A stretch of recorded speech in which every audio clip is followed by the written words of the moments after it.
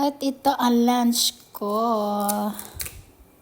Salad, diet, paminsan-minsan. Kahit paminsan-minsan, mabawas-bawasan ang ating tubs. Ika nga. 7-Eleven lang naman ito. Ayan. 7-Eleven. I suppose. Ayan, 7-Eleven. Baliktad pa.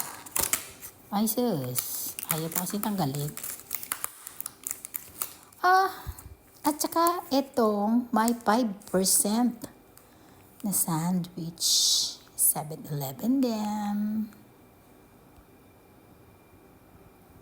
Naku, pasensya na kayo ha. At ay, talagang inangkin ko na itong filter na to. At minsan lang ako makita ng maganda sa ating mukha, di ba? Kailangan natin minsan magpa-beauty. Pero wala nang time para mag-beauty dahil puro trabaho. Ito, lunch ako na walang lasa na salad from 7-Eleven. Broccoli.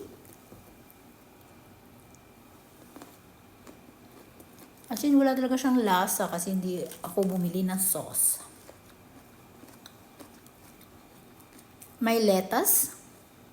Onion. Arte, no? Saan siya na?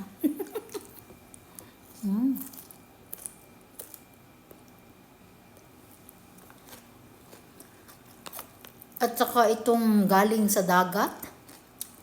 Seaweeds ba tawag nito? Bahala na kayo.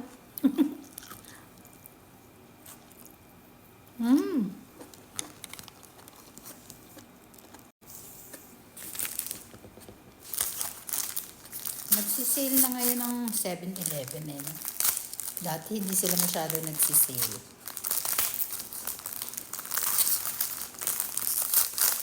Tingnan mo naman ang tinapay. Alam nyo, ang tinapay, pinapakita na nilang maraming palaman yung sa harapan.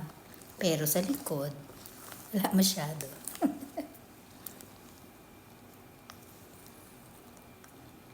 Kurewa ham and egg.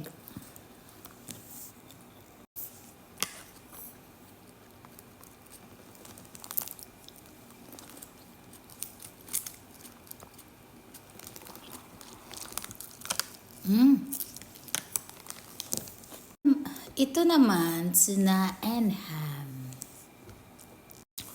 At the last, ham and egg. Kain na tayo. Sandwich for lunch.